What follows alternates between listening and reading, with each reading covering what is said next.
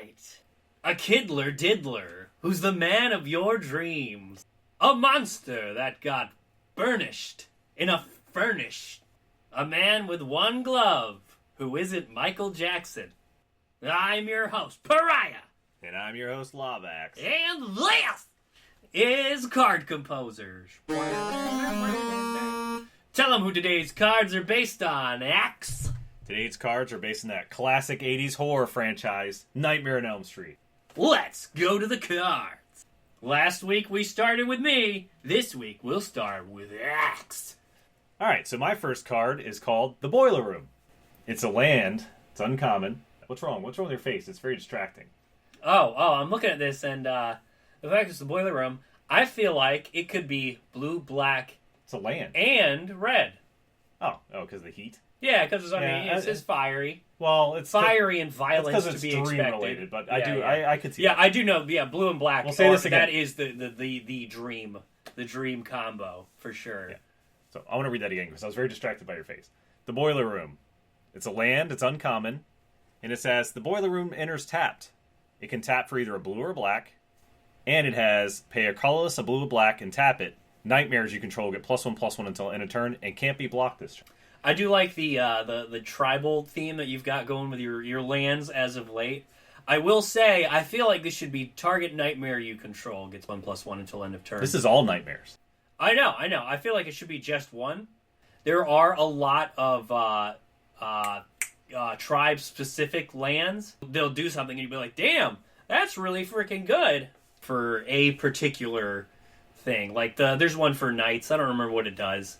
Yeah, I like this. You got the black and the blue. It is the dream combination. I feel like you could also add a little, also taps for red. Actually, yeah, if you did blue, black, and red, nightmares you control get +1/+1 and can't be blocked until end of turn. No, It would be so good if it tapped for 3 different colors, though. Well, that.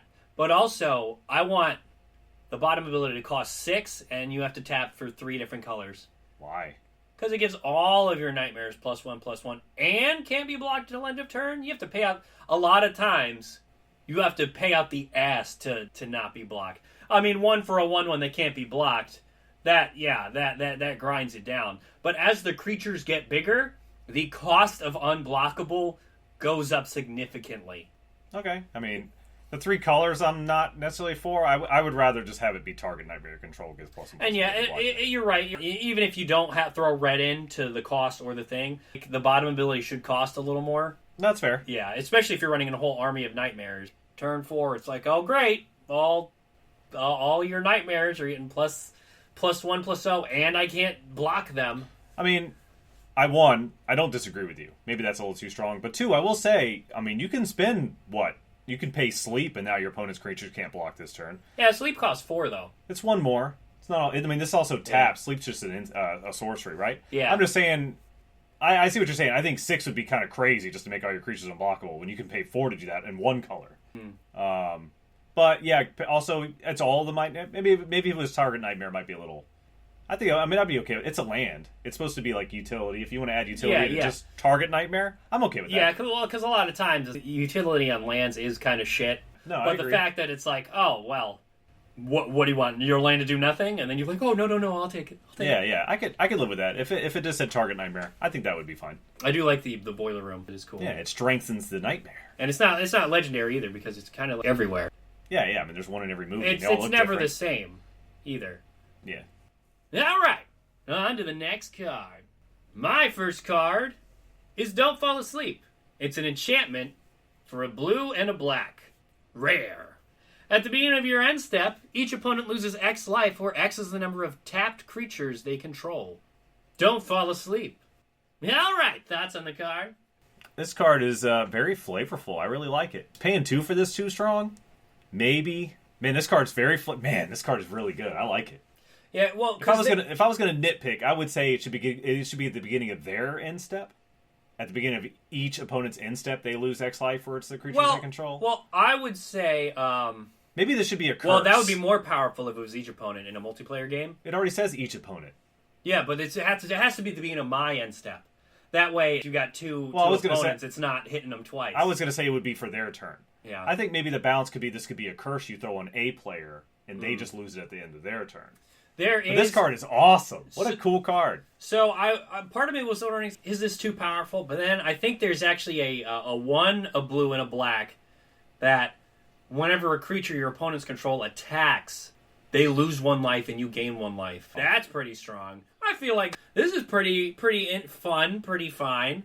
I really want to attack this turn. Oh shit, I'm falling asleep. It's kind of getting harder for me to keep my creatures untapped, kind of deal. But yeah. Yeah, the flavor's on point. I like this card. Yeah, I can't tell if it's too strong or not, but I really like it. It is thoroughly avoidable. enjoy it. You nail. Oh, the color's good. This card's great. I'd say at the beginning of it, early game, very good. Well, I guess after large armies have been built, yeah, this is pretty much good at any point in the game that you're getting attacked. That's good anytime, because you just throw it out there early game and you can have more than one of them. I don't think I would hate it if it cost a little more, but pretty damn nice work on this. This is very flavorful. Yeah, thank you. All right, on to the next card. All right, so my second card is Freddy Krueger, the Dream Master. He's a blue and a black for a legendary creature, Nightmare Illusion. Oh. And he's a 1/1. So he has Fear and Ward, pay 1 life. Whenever an opponent draws or discards a card, put a +1/+1 counter on Freddy. When Freddy becomes a target of a spell or ability, sacrifice it. He's an illusion. And when Freddy dies, return it to its owner's hand at the beginning of the next instep. Because, again, he always comes back. Oh, well, this is a nice, interesting take. I like that you made him an illusion, because I guess the closest thing to a dream creature would just be an illusion. Yeah. And the drawing and discarding cards is kind of like dreaming and having a nightmare. You're like, Freddy Krueger? Who's that? I'm back! They remember me! But discarding cards in Magic have always been themed around nightmares and stuff, like Waking Nightmare and other various mind-altering effects, so that's what it makes him stronger every time you discard a card. And all you got to do is target it to get rid of him again. Oh, and he does have fear. Oh, he should have fear. Yeah, he should have fear. Actually, fear is a great option. So the reason the reason I did the ward, right? Because you could target him to get rid of him real easily, but if you target him, you got to pay 1 life. Because generally speaking, the only way to wake up in the dreams to get away from him is to put your hand on the hurt yourself somehow, cut yourself, and you wake up from the dream, and then you're like, oh, I'm actually bleeding a little bit, just a little bit, just to wake you out. But he always comes back. Because he didn't really stop Freddy. Oh, yeah.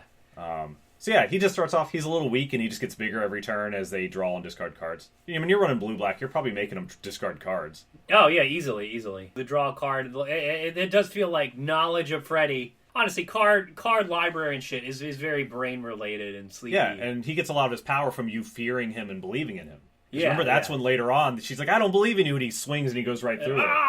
And it tents the illusion. Yes, exactly. So that's what's going on. Not super complicated. It looks wordier than it really is. When Freddy dies, returning. Oh man! So you can't play him back to back, but he does keep coming back. Yeah, that's true. Because if you could just keep playing him over again, you can play him every turn, and they got to deal with him every turn. Or I play him, your turn, you draw a card. Now he's a 2/2, and they got to deal with him slowly growing stronger as it goes. He has so many. I don't know how to describe it, but so many rules to how his being functions. Oh yeah, that are always changing too. Yeah. Oh man. Yeah. Because it's like, oh, you got to pull him out of the dream into the real world to hurt him. Yeah. So I can't say whether or not this is better than mine because that works too. Yeah, it's just a different take. Yeah. Speaking of a different take, on to my Freddy card. My Freddy card is Freddy, Nightmare Nemesis. 2, a blue, and a black for a legendary enchantment creature. Ooh, I like that. Yeah, I like Nightmare. That. Rare. Tapped creatures your opponents control get -2/-2. Tapped creatures may block Freddy as if they were untapped and must block Freddy if able. You may cast Freddy from your graveyard if an opponent controls a tapped creature. And he's a 4/2, because he can't come back unless someone's asleep. Wow. Pariah, this might be the most mechanically complicated card you ever made. And it's not complicated, but I'm thoroughly enjoying the mechanics of it. It's interesting, yeah. It's so interesting. And once you get past the enchantment creature part, it's pretty damn fantastic as well. So, my tapped creatures are weaker. Yeah. Well, if they get -2/-2, they die. Potentially, yeah. I kind of wish they just got the power reduction and not the toughness. personally. Oh, that's true. Because then, yeah. Because you're just straight up killing a lot of most creatures in Magic, probably. Yeah. Damn. Yeah. Never mind. This guy Don't fall asleep. This guy is so outrageously fucking strong that he pretty much board wipes a lot of decks that aren't green if they attack. Early game, he's devastating. Just late game against a lot of decks, he's also devastating. Too, yeah. If you're running a white weenie deck, you lost. He probably then cost 5. Because then you can also. I don't think red decks or weenie decks have a chance because then you can just cast them again from your graveyard anyway. I think you just demolish 2 different colors in Magic that have no hope of possibly beating this. It's a shame because I do thoroughly like this card. Yeah. The -2/-2 makes it so strong. It is a little devastating now that it's absolutely devastating at any cost. Maybe I should have just a -1/-1 because he stays killing. Well, -2 -0. Just make they're just maybe just reduce their power because they're weaker in the dream. So when they block them, they don't kill them. Yeah. That makes sense. Making them. I really like the concept. Obviously. I love the concept because I like weird decks of you blocking with your tapped creatures, and they're essentially provoked and have to. I mean, it's like he's a taunting elf, and you just keep replaying him again as long as one of their creatures is quote unquote. Yeah, basically. Then this card's pretty fantastic. And then what inspired a lot of this is literally the card Sleep, because if you cast Sleep on your opponent, and I'll throw the card up on the thing, all of their creatures are tapped. And they don't untap in their next untap step. So you get 2 solid turns of, they're done. They're pretty messed up. Do you think they've errated Sleep to say tap them all and put a stun counter on them? No. No? Okay. I guess that is mechanically different. It is mechanically different. You could remove the counters. Because then the counter would it would interact with so many other things that it would fundamentally change it. It's not like making something a warlock. No, you're right because you could that just adds interaction. They could proliferate and do other various things. Yeah. So yeah, I really like this card. Aside from the murdering everything in town, the tap creatures blocking him is so cool. That's quite cool. Yeah, I got that idea from there's this card called Masako the Humorless, and her whole deal is tap creatures you control may block as if they weren't tapped. I'm just like, man, I would. I wouldn't even mind if you made him. If you even said like untapped creatures can't block him. He can't be blocked by untapped creatures. While you were going over your last card, I was thinking, damn, if I had room on the card, I would have put can't be blocked by or can't block untapped. I don't know. Yeah. I don't know. Something to do can't with be blocked by untapped creatures. Freddy can't be blocked by untapped creatures. This has got to be the most interesting person to make a card around, though, because all of his stuff is like very combat-y, very rules-based. Yeah, I mean, you could probably have 10 people make a Freddy card and they'd all be different. But all would be applicable. Yeah. Yeah, I like it. I like this card. I like this card a lot. I like both your cards. Though I think all the cards today were pretty good. Well, that's our show for today. Questions, comments, concerns? Let us know at P.O. Box below this video. Recommendations? Let us know at P.O. Box below this video. And tell us which card you think was best in show. Tell me, Axe, which card do you think was best in show? That's hard. I think the 2 Freddys are the 2 best cards. Oh, easily. I can't. Mine's too powerful. They both work, but clearly mine's too powerful.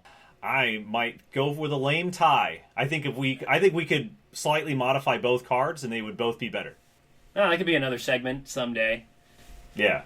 I like both the Freddy cards though. I think they're both mechanically very fun. I really like your tap creatures. Only tap creatures may block them. That's good stuff.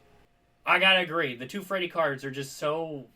I don't know. They're also. He's. I don't know. He just oozes opportunity for card composition.